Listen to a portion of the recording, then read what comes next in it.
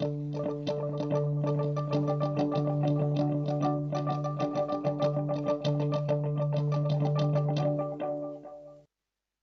this is Chris.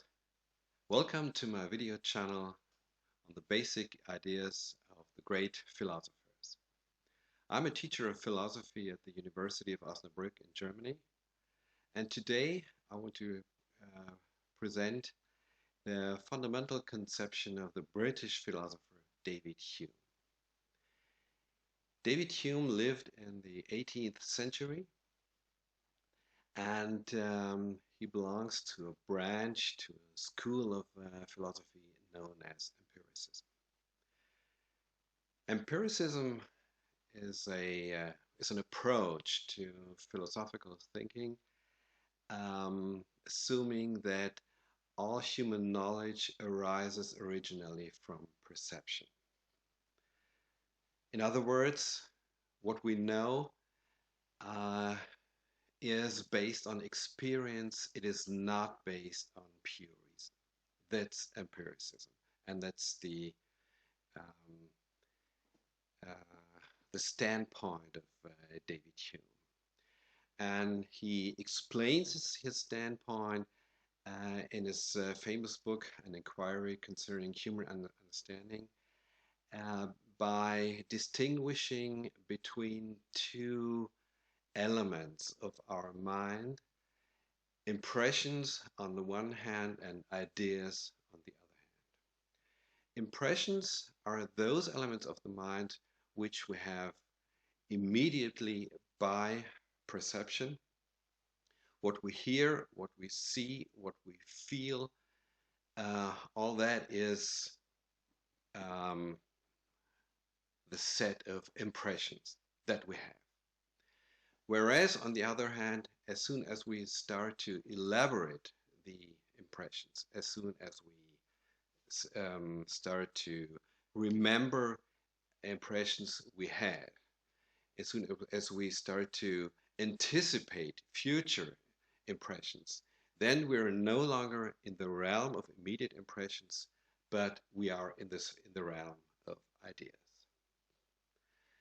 The impressions have the advantage that they are direct, they are immediate, and they are fresh, as Hume says.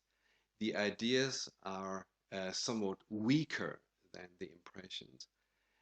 They are not so vivid, but on the other hand, as the impressions, as the ideas actually are more elaborated, they are the fundament of science, because in science we cannot confine ourselves to impressions. We have to work with them, to work on them, and this is why in science we deal with ideas. Working on them means generalizing, making theories, and so on. Now, why is Hume so important? Why has he become so famous? Well, the the interesting chapter of his book is the chapter in which he deals with causality. Uh, Causality, of course, means that we have two events, event number one and event number two, and these events are connected to one another in that the, the second event uh, follows immediately and necessary to event number one. The famous example that Hume gives is the example of billiards. Imagine you have one ball and a second ball, and ball number one um, moves in the direction of ball number two.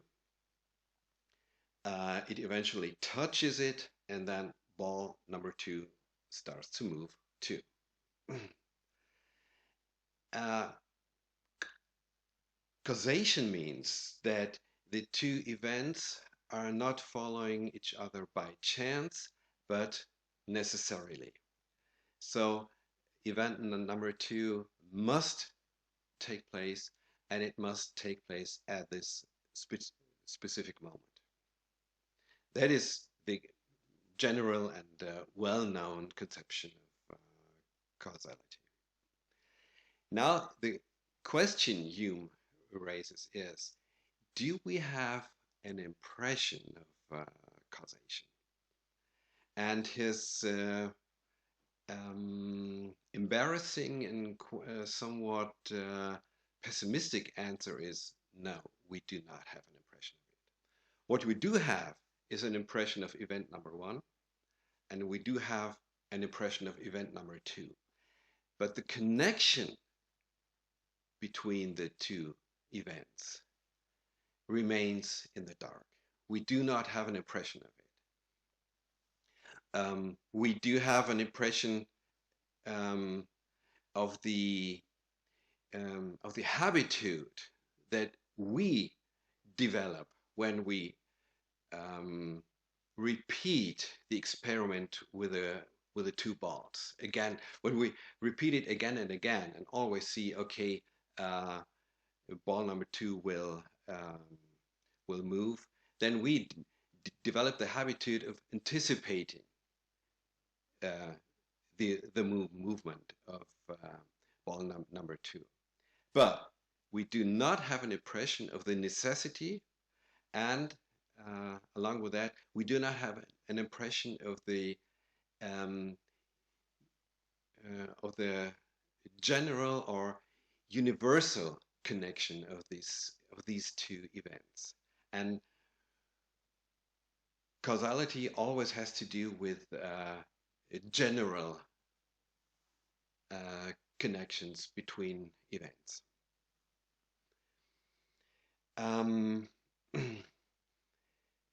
Well,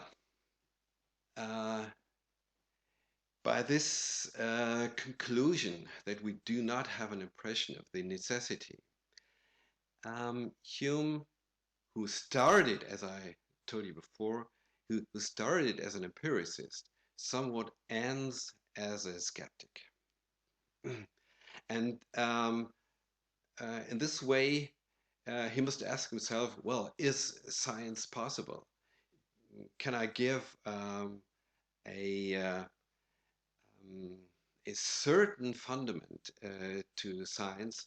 And his true answer is no, he cannot. Despite the negativity of his answer, Hume has become famous, and the reason for this is that his book had a very important and very, very famous reader. And this reader was the German philosopher Immanuel Kant. And Kant's book, The Critique of Pure Reason, can be understood in a way as a gigantic answer to the question that Hume raised. Now, what is the answer that that Kant gave? Well, this is not the topic of this video. I hope to be able to give another video in a few weeks on Kant, and then I will present you the answer that Kant gave to the question that Hume raised. Bye-bye.